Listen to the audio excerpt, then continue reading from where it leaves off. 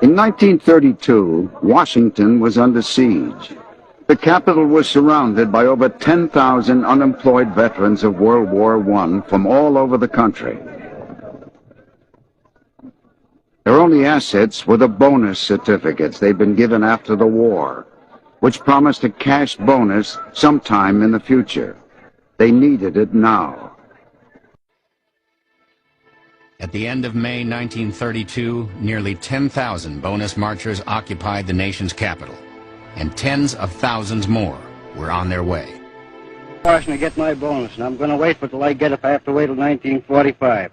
That brought you to Washington? Why, to beat the Undertaker, spend the money before the Undertaker gets it. I know who's made this country worth living in. It's just you fellas. Look, makes me so damn mad a whole lot of people speak of you as tramps. By God, they didn't speak of you as tramps in 1917 and 18. No. Take it from me, this is the greatest demonstration of Americanism we've ever had. Pure Americanism. President Hoover was left to deal with the veterans when the Senate rejected their demands.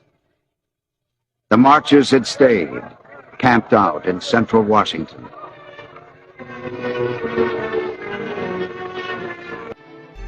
On July 16th, the last day Congress was in session, Washington was on edge. Thousands of angry veterans surrounded the Capitol. Near midnight, the 72nd Congress adjourned. Congressmen left through back doors and underground tunnels to avoid confrontations. The situation had come to a head. The president ordered the evacuation of the veterans from downtown Washington. Now you bring in the troops. When MacArthur moved his troops to the affected area, he knew exactly what he was going to do. And he adorned himself in his dress uniform along with his major aide, Dwight D. Eisenhower. The force stepped off at 4:30 p.m. More than 200 cavalrymen spread out across Constitution and Pennsylvania avenues. Behind them came 400 infantrymen, followed up by tanks and armored vehicles. The cavalrymen, one of whom is Major Patton, have got their sabers out. The soldiers donned gas masks and without warning began hurling gas grenades at the veterans. The troops advanced, some jabbing with bayonets. It's war, the greatest concentration of fighting troops in Washington since 1865. I knew something was going to happen, that we might be attacked. And I had a press card, so I passed the police lines, and then I saw the soldiers advancing into the camp. And when confronted with this, the men all stood there and said, "Stand firm as long as you can." And they started throwing tear gas. Tear gas was just burning my face.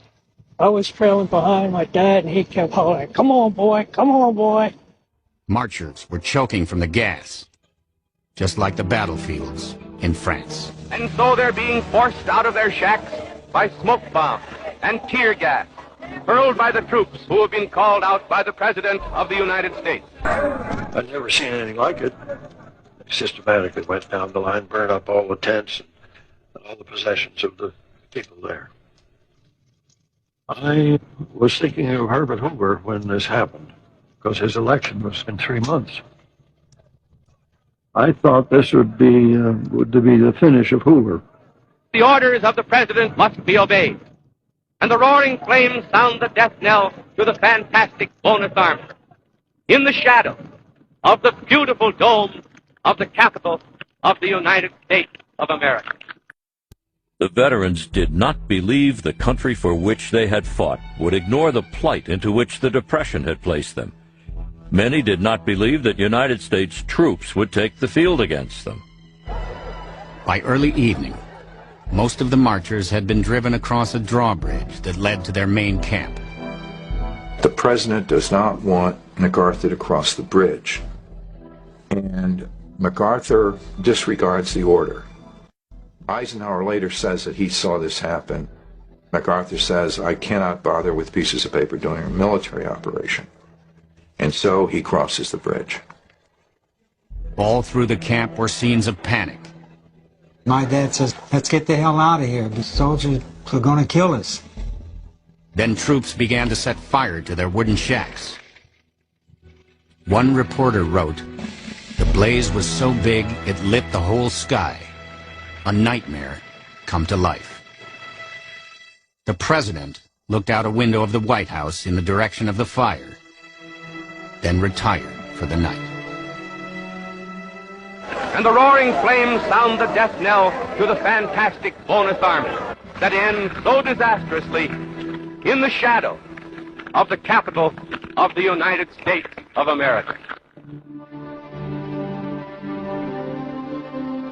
The morning after the bonus rout, public sentiment took a dramatic turn against Herbert Hoover. If the expulsion needed a human face, it came in the person of Joe Angelo, whose story was published across the nation. Joe Angelo gets the Distinguished Service Cross for saving Patton's life on the battlefield. The next morning, Angelo comes to the burned-out field to see Patton. And Patton says, take this man away. I don't want to see this man. The BEF was broken up. The men returned to some city or other, there to roam the streets, hopelessly seeking work or to shuffle in bread lines. There they remain, crying examples not of the need for the bonus, but of the need for a new American system.